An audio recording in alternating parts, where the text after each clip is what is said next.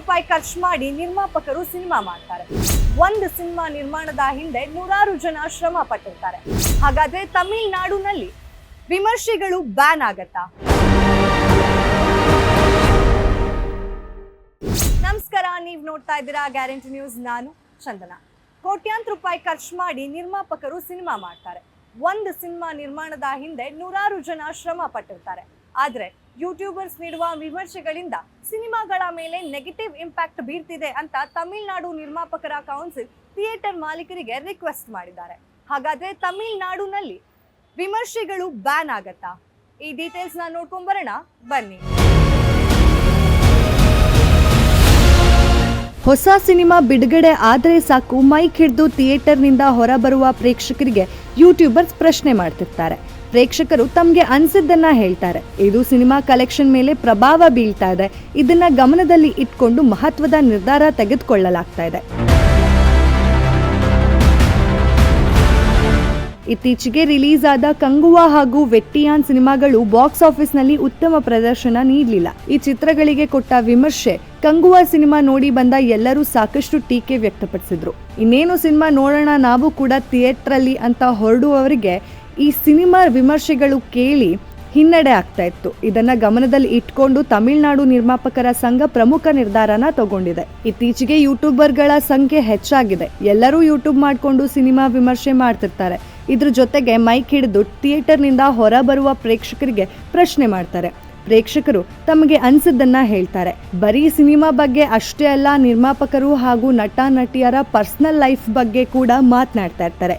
ಇದು cinema collection ಮೇಲೆ ಪ್ರಭಾವ ಬೀರ್ತಾ ಇದೆ. ಇದನ್ನು ಗಮನದಲ್ಲಿ ಇಟ್ಕೊಂಡು ಮಹತ್ವದ ನಿರ್ಧಾರ ತೆಗೆದುಕೊಳ್ಬೇಕಾಗತ್ತೆ.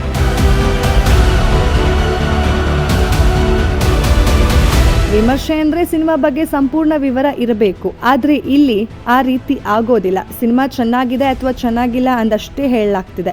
ಈ ರೀತಿಯ ವಿಮರ್ಶೆಗಳಿಂದಲೇ ಕಂಗುವಾ ಹಾಗೂ ವೆಟ್ಟಿಯಾನ್ ಸಿನಿಮಾ ಹಿನ್ನಡೆ ಅನುಭವಿಸಿತ್ತು ಎಂದು ಕೆಲವರು ಅವರ ಅಭಿಪ್ರಾಯವನ್ನ ಹೊರ ಹಾಕಿದ್ದಾರೆ. ಈ ಕಾರಣಕ್ಕೆ ತಮಿಳು ನಿರ್ಮಾಪಕರ ಸಂಘದ ಥಿಯೇಟರ್ ಮುಂಭಾಗದಲ್ಲಿ ಸಿನಿಮಾ ವಿಮರ್ಶೆ ಮಾಡೋದನ್ನ ಬ್ಯಾನ್ ಮಾಡಬೇಕು ಅಂತ ಹೇಳಿ ಥಿಯೇಟರ್ ಮಾಲೀಕರಿಗೆ ರಿಕ್ವೆಸ್ಟ್ ಕೂಡ ಮಾಡ್ಕೊಂಡಿದ್ದಾರೆ. ಇದರ ಪ್ರಕಾರ ಯಾರು ಥಿಯೇಟರ್ ಬಳಿ ಮೈಕ್ ಹಿಡಿದು ಬರುವಂತಿಲ್ಲ ಅಂತ ಕೂಡ ತಿಳಿಸಲಾಗ್ತಿದೆ. ಈ ರೀತಿ ವಿಮರ್ಶೆಗಳು ಸಿನಿಮಾಗೆ ತೊಂದರೆ ಮಾಡ್ತವೆ. ಕೋಟ್ಯಾಂತರ ರೂಪಾಯಿ ಖರ್ಚು ಮಾಡಿ ಒಂದು ಸಿನಿಮಾನ ನಿರ್ಮಾಣ ಮಾಡಿರ್ತಾರೆ. ಒಂದು ಸಿನಿಮಾ ನಿರ್ಮಾಣ ಹಿಂದೆ ಕೂಡ ಸಾಕಷ್ಟು ಜನ ಶ್ರಮ ಪಟ್ಟಿರ್ತಾರೆ. ನಟರು ಕೂಡ ಅಷ್ಟೇ ಎಫರ್ಟ್ಸ್ ಹಾಕಿರ್ತಾರೆ. ಒಂದು ಸಿನಿಮಾ ಮಾಡುವ ಹಿಂದೆ ಸಾಕಷ್ಟು ಶ್ರಮ ಇರೋದ್ರಿಂದ ಒಂದೇ ಒಂದು ವಿಮರ್ಶೆ ಆ ಸಿನಿಮಾನ ನೋಡುಗರಿಗೆ ಹಾಗೂ ನಿರ್ಮಾಣ ಮಾಡಿದವರಿಗೆ ಎಫೆಕ್ಟ್ ಆಗ್ತಿದೆ ಅಂತ ಹೇಳಿ ತಮಿಳುನಾಡು ನಿರ್ಮಾಪಕರ ಕೌನ್ಸಿಲ್ ಇದಕ್ಕೆ ಬೇಸರ ವ್ಯಕ್ತಪಡಿಸಿದೆ.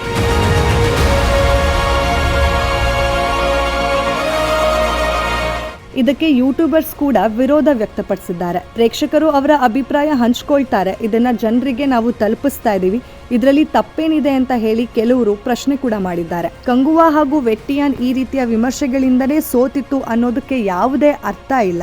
ವಿಮರ್ಶೆಗಳಿಂದ ಒಬ್ಬರು ಸಿನಿಮಾ ನೋಡ್ಬೇಕಾ ಬೇಡವಾ ಅನ್ನೋದು ಡಿಸೈಡ್ ಆಗೋದಿಲ್ಲ ಅನ್ನೋದು ಕೂಡ ಯೂಟ್ಯೂಬರ್ಸ್ಗಳ ವಾದವಾಗಿದೆ.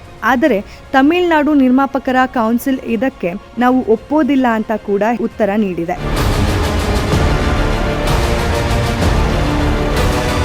ಸಿನಿಮಾಗಳು ಓಡದೇ ಇರುವಂತಹ ಕಾರಣ ಯೂಟ್ಯೂಬರ್ಸ್ಗಳು ನೀಡ್ತಾ ಇರುವಂತಹ ವಿಮರ್ಶೆಗಳೇ. ಜನರ ಮೇಲೆ ಇದು ಭಾರಿ ಪ್ರಮಾಣದಲ್ಲಿ ಇಂಪ್ಯಾಕ್ಟ್ ಮಾಡ್ತಾ ಇದೆ ಅಂತ ಹೇಳಿ ನಿರ್ಮಾಪಕರ ಕೌನ್ಸಿಲ್ ತಿಳಿಸಿದೆ. ಹಾಗಾದ್ರೆ ಮುಂದೆ ಏನಾಗುತ್ತೆ ಅನ್ನೋದು ಕಾದು ನೋಡಬೇಕಾಗಿದೆ.